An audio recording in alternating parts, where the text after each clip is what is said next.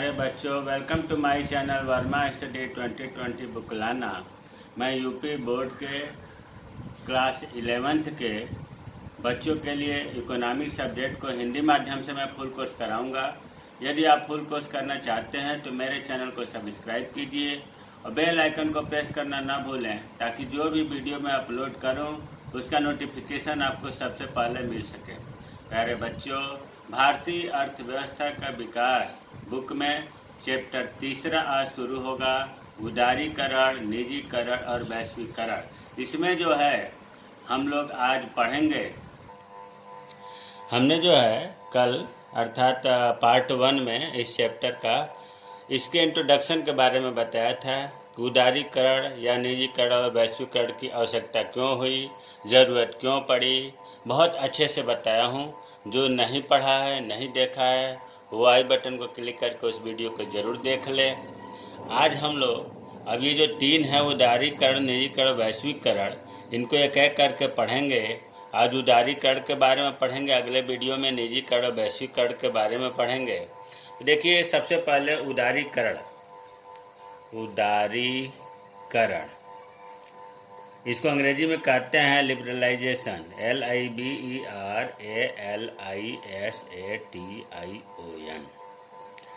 इसके अगर हम शाब्दिक अर्थ को देखें तो देखो, उदारीकरण का मतलब होता है लिबरल करना। लिबरल का मतलब होता है कि उदार करना। पहले इसके शाब्दिक अर्थ को हम लिबरल करना, या दूसरे रूप में हम कहें उदार करना, सॉफ्ट हो जाना, सॉफ्ट हो जाना, या दूसरा और इसका छूट देना, ढीला पड़ना।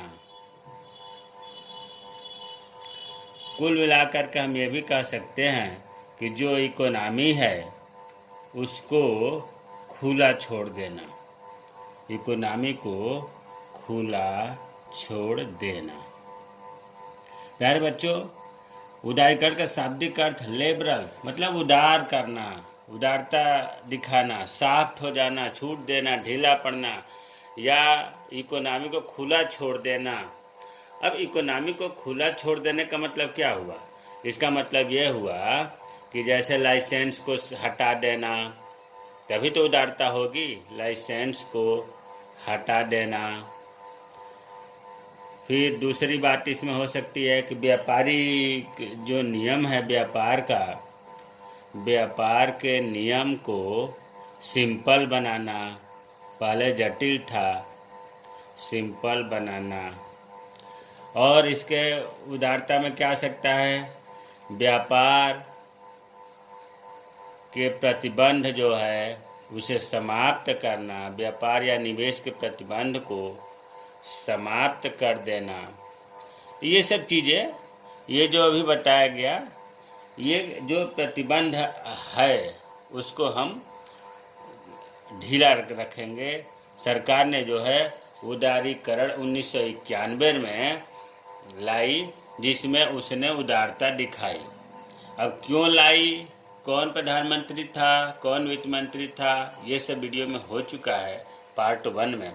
अब देखिए, ये तो हमने समझाने के लिए आपको बता दिया कि शाब्दिक अर्थ ये है लिबरल करना, उदार करना। अब किताब की भाषा में आते हैं कि उदारीकरण का अर्थ क्या है। तो उदारीकरण का अर्थ अर्थव्यवस्था पर प्रशासनिक नियंत्रण को, ध्यान दीजिए, प्रशासनिक नियंत्रण को धीरे धीरे शिथिल करते हुए अंततः उन्हें समाप्त कर देने से है। उदारीकरण का अर्थ है कि जो प्रशासनिक नियंत्रण है, जो सरकार का हस्तक्षेप है, उसको धीरे धीरे शिथिल करते हुए, कम करते हुए उसे समाप्त कर देना ही उदारीकरण है। यह आर्थिक क्रियाकलाप में सरकारी हस्तक्षेप का विरोध है। उदारीकरण जो है सरकारी हस्तक्षेप को का विरोध है, मतलब सरकारी हस्तक्षेप को ही तो समाप्त करने को कह रहा है। अच्छा, प्रश्न उठता है कि सरकारी हस्तक्षेप का विरोध क्यों है, क्यों हटाया जाना चाहिए? तो इसके जो विरोध का कारण है, या 2 मान्यताएं हैं। पहला है कि सरकारी हस्तक्षेप प्रतियोगिता को कुंठित करता है। जो चीज़ें सरकारी हैं वह कंपटीशन में ज़्यादा सक्रियता नहीं दिखाता है, कुशलता को भी घटाता है और उत्पादन लागत को बढ़ाता है, जिससे अर्थव्यवस्था अंतर्राष्ट्रीय स्तर पर प्रतियोगिता करने में शिथिल पड़ जाती है। भाई सरकारी हस्तक्षेप क्यों समाप्त किए करने की बात आई उदारीकरण के माध्यम से, ताकि इस देखा गया कि जहाँ जहाँ सरकारी हस्तक्षेप है, सरकारी नियंत्रण है, वहाँ पर प्रतियोगिताएं आपस में कम हो रही हैं, कुशलता कम हो रही है, उत्पादन लागत बढ़ रहा है। इन सब कारणों से अंतर्राष्ट्रीय स्तर पर हम प्रतियोगिता स्पर्धा में पीछे रह जाते हैं। दूसरा यह है कि सरकारी नियंत्रण जहाँ जहाँ है वहाँ संसाधनों का अनुकूलतम उपयोग नहीं हो पाता है, क्योंकि कंपटीशन तो रहती नहीं है, इसलिए अनुकूलतम उपयोग नहीं हो पाता है, जिससे मात्रा तो कम उत्पादन होता ही है, गुणवत्ता भी कम होती है। तो इस दोनों मेन जो कारण है, इनको देखते हुए ही सरकारी हस्तक्षेप को समाप्त करने की बात आई थी। तो भारत ने 1991 ईस्वी में जो पूर्व अर्थव्यवस्था पर अनेक नियंत्रण लगे थे, उनके बारे में बता दूं कि देखिए 1991 में उदारीकरण, निजीकरण, वैश्वीकरण, एलपीजी शुरू हुआ। उससे पहले क्या स्थिति थी जिनको उदारीकरण के माध्यम से हटाया गया? तो पहले था औद्योगिक लाइसेंस व्यवस्था। औद्योगिक लाइसेंस कोई भी उद्योग चलाने से पहले लाइसेंस लेना था, आयात करने से पहले लाइसेंस लेना था, विदेशी मुद्रा पर नियंत्रण था, बड़े घरानों पर निवेश के लिए प्रतिबंध था। ये सब जो कारण थे ना, ये सरकार के नियंत्रण के कारण ये जो समस्याएं, प्रतिबंध थी, इनके वजह से ही उद्योगों की स्थापना पर प्रतिकूल प्रभाव पड़ा, भ्रष्टाचार बढ़ा, अनावश्यक विलंब हुआ, अकुशलता में वृद्धि हुई, आर्थिक प्रगति की दर कम हुई। अतः इन सब समस्याओं को निदान के लिए सरकार ने उदारीकरण की नीति अपनाई। प्यारे बच्चों, उदारीकरण का हमने अर्थ बता दिया। उदारीकरण का अर्थ में यही बताया गया कि सरकारी हस्तक्षेप का विरोध करना है। सरकारी हस्तक्षेप का विरोध क्यों करना है, मुख्य 2 कारण बताया गया।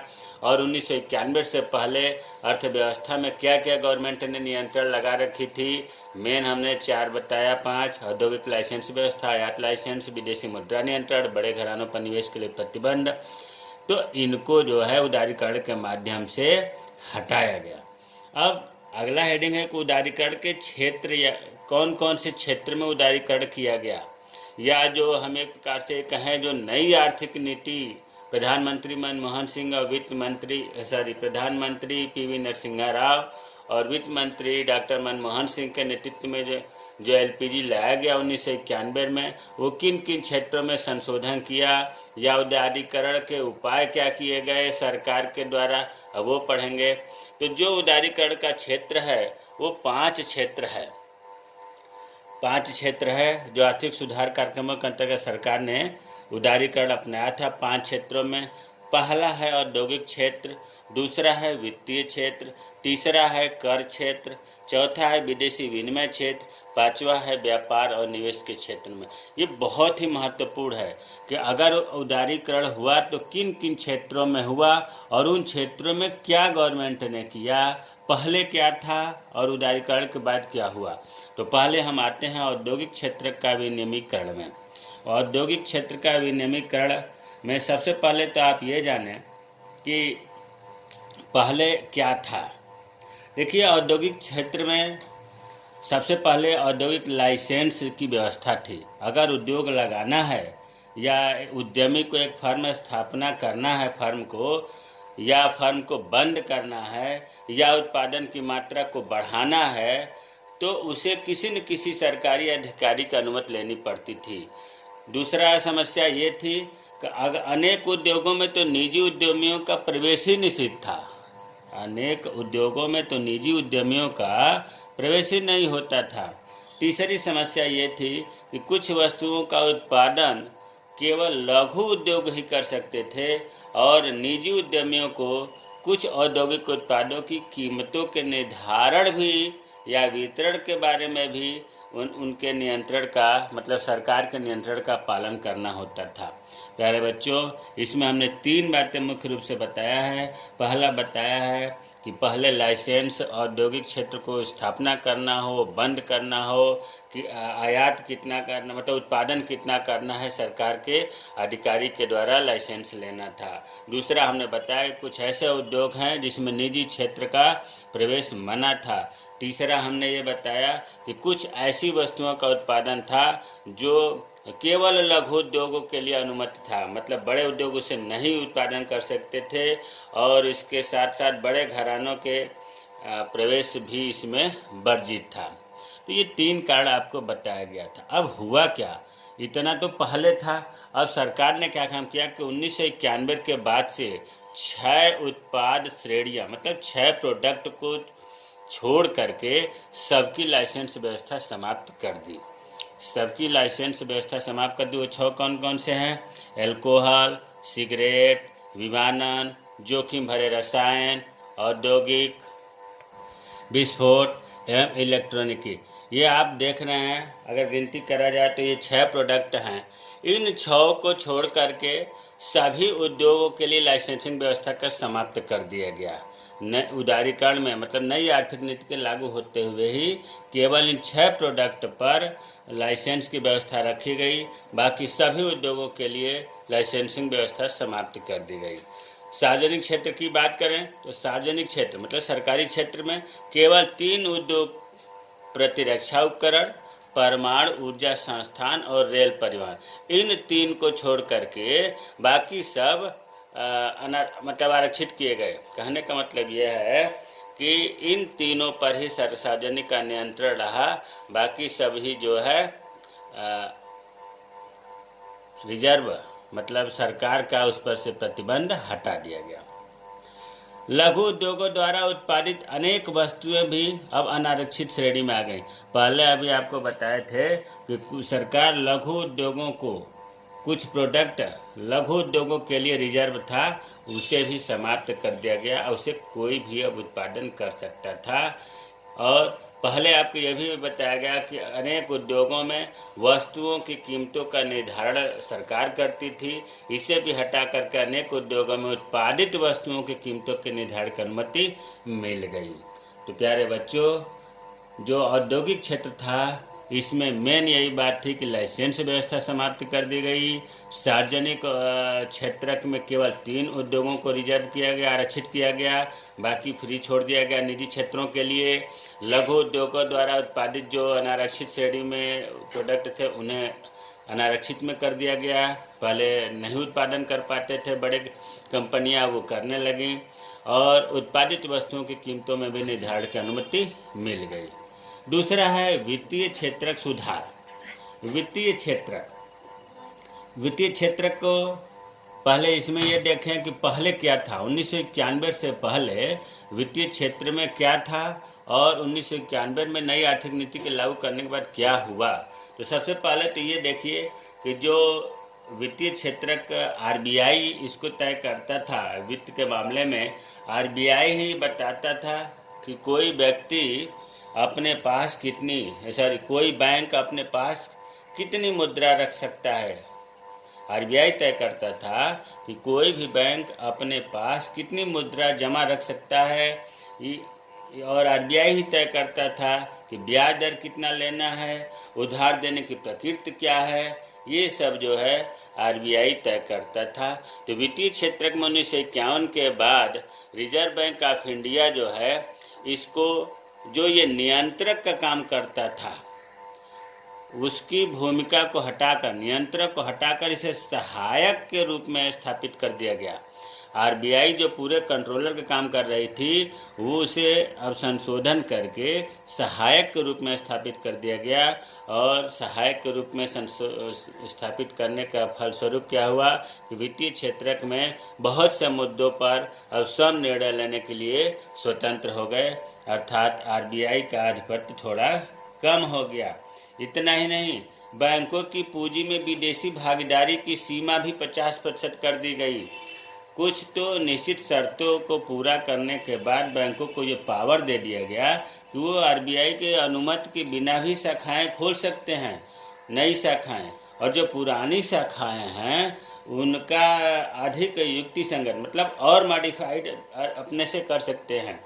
बैंकों को अब ये पावर दे दिया गया कि देश विदेश में और अधिक संसाधन जुटाने की अनुमति लेनी नहीं पड़ेगी, स्वयं कर सकते हैं। लेकिन इतना कुछ के बावजूद भी खाता धारकों और देश के हितों की रक्षा के उद्देश्य के लिए कुछ नियंत्रण शक्ति भी आज भी आरबीआई के पास में है। तो इसमें मेन बात यही है वित्तीय क्षेत्र का सुधार में कि जो आरबीआई पहले नियंत्रक का कार्य करती थी उसे इस अधिनियम मतलब नई आर्थिक नीति के तहत सहायक के रूप में स्थापित किया गया, और सहायक के रूप में स्थापित करने के कारण ही ढेर सारी चीज़ें फ्री हो गई, स्वतंत्र हो गया निजी कंपनियों के लिए। देखिए, अब प्रश्न उठता है कि वित्तीय क्षेत्र में वित्तीय संस्थाएं कौन कौन सी हैं जिन पर आरबीआई का पहले नियंत्रक का कार्य था, अब सहायक का कार्य हो गया।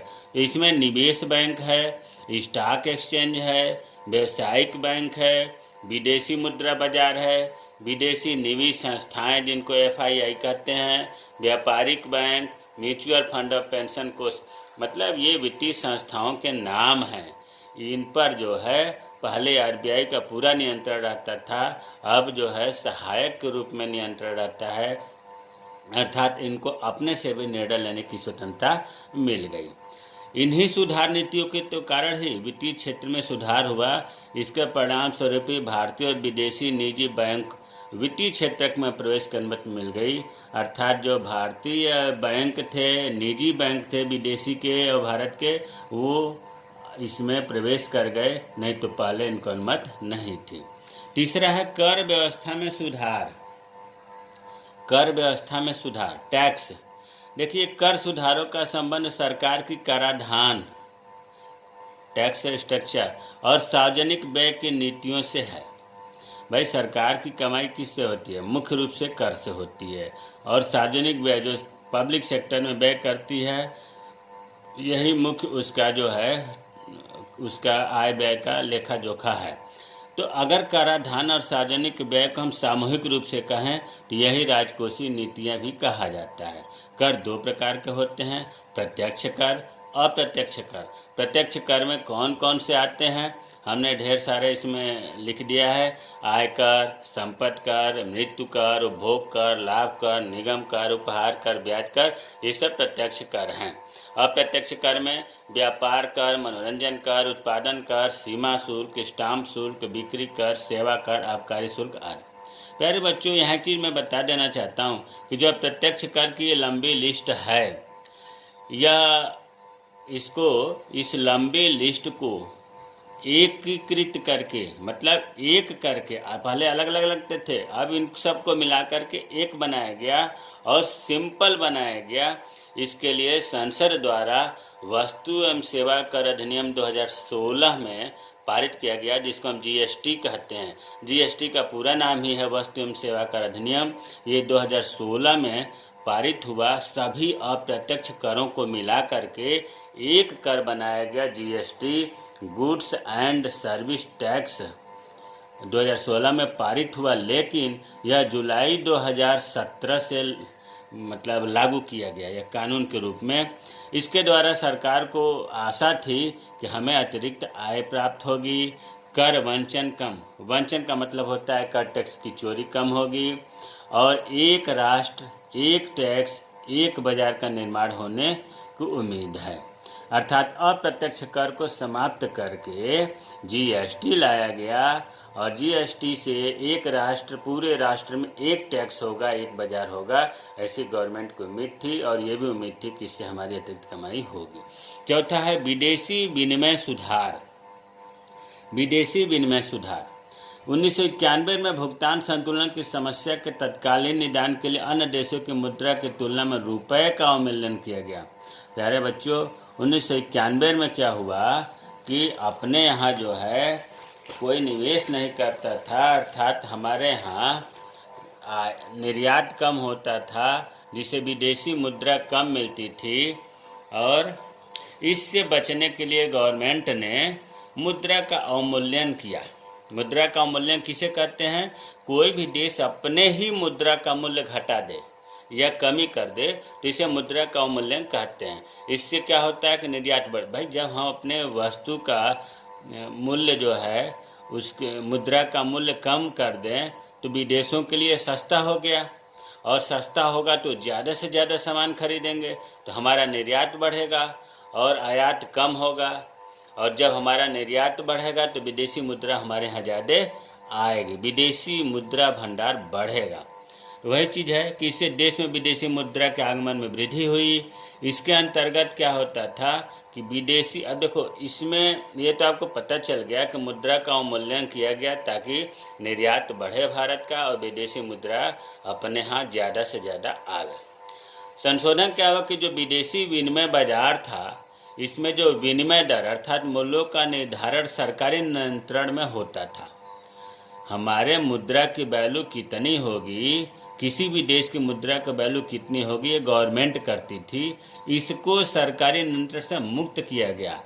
अब बाजार ही विदेशी मुद्रा की मांग और पूर्ति के आधार पर रुपए के मूल्य का निर्धारण अर्थात विनिमय दर का निर्धारण करते हैं। तो ये हमारा जो है मुद्रा के अवमूल्यन से और मुद्रा के मूल्य निर्धारण का काफ़ी इसमें लाभ हुआ। पांचवा है व्यापार और निवेश नीति सुधार। देखिए, पहले ये माना जाता था कि भारत में जो आंतरिक उद्योग हैं, जो अपने देश के अंदर उद्योग हैं, उनको संरक्षण के लिए आयात की मात्रा को रोका जाता था, ताकि बाहर से कोई चीज़ ज़्यादा आयात होगा तो अपने यहाँ के आंतरिक उद्योग हैं वो प्रभावित होंगे। इसलिए आयात को रोकने के लिए बहुत कड़े नियंत्रण अपनाए गए। उच्च प्रशुल्क, उस पर टैक्स ज़्यादा लगाया गया, बहुत महंगा कर दिया गया, तो इससे आयात कम होता था और विदेशी जो कंपनियां थी वो भी नहीं आती थी। तो इस वजह से यहाँ के जो आंतरिक उद्योग थे उनका संरक्षण होता था। लेकिन हुआ क्या कि इससे अपनी कुशलता और स्पर्धा क्षमता कम होने लगी। भाई, जब किसी से कंपटीशन नहीं रहेगा तो स्पर्धा तो कम होगी ही, और किसी दबाव नहीं था, कंपटीशन नहीं था, तो कुशलता में भी कमी आने लगी, जिससे जो विनिर्माण उद्योग थे, जो वस्तुओं का निर्माण करने वाले उद्योग थे, उनकी वृद्धि कम होने लगी। तो इसको सुधारने के लिए व्यापार नीतियों में जो सुधार किया गया, मतलब नई आर्थिक नीति के तहत जो सुधार किया गया, उसमें पहला तो ये किया गया कि आयात और निर्यात पर जो मात्रा परिमाणात्मक प्रतिबंध जो लगा था, कोटा जिसको कहते हैं, उसको हम हटा दिया गया। मतलब ये बाउंडेशन हटा दिया गया कि आयात इतना ही होगा, इससे ज़्यादा नहीं हो सकता। जो जिसे हम कोटा कहते हैं, जो मात्रा निर्धारित थी आयात निर्यात को, इस प्रतिबंध को हटा दिया गया। एक तो ये सुधार हुआ। दूसरा, प्रशुल्क दरों में कटौती की, जो भारी भरकम टैक्स लगाया गया था आयात पर, उसे हटा दिया गया। तीसरा, आयातों के लिए लाइसेंस प्रक्रिया जो थी, लाइसेंस लेना था, इसको भी हटा दिया गया। केवल हानिकारक और पर्यावरण संवेदी, जो पर्यावरण को नुकसान पहुंचाने वाले उद्योग हैं, उनके उत्पादन को छोड़ करके सभी वस्तुओं के लाइसेंस व्यवस्था समाप्त कर गई। लेकिन जो पर्यावरण को हानि पहुंचाते हैं उन पर लाइसेंस की व्यवस्था रखी गई। चौथा कार्य यह हुआ कि भारतीय वस्तुओं का अंतर्राष्ट्रीय बाजारों में स्पर्धा शक्ति बढ़ाने के लिए निर्यात शुल्क से मुक्त कर दिया गया। पहले निर्यात अगर कोई दूसरे देश में बेचना चाहता था, उससे सरकार को टैक्स देना पड़ता था, शुल्क देना पड़ता था। इस शुल्क को हटा दिया गया ताकि भारतीय वस्तुओं का जो है कंपनियां अधिक से अधिक अंतर्राष्ट्रीय मार्केट में ले जाएं। तो इस प्रकार हमें उम्मीद है प्यारे बच्चों कि उदारीकरण क्या है। उदारीकरण के क्षेत्र जो 5 क्षेत्र हैं, उनमें पहले क्या था और इस 1991 में उदारीकरण लागू होने के बाद, नई आर्थिक नीति लागू होने के बाद क्या क्या सुधार हुए, विस्तृत से समझाया हूँ। हमें उम्मीद है कि ये समझ में आया होगा। जो समस्या हो आप कमेंट बॉक्स में कमेंट करें, मैं रिप्लाई करूँगा। मेरे चैनल को सब्सक्राइब कीजिए। जय हिंद, जय भारत।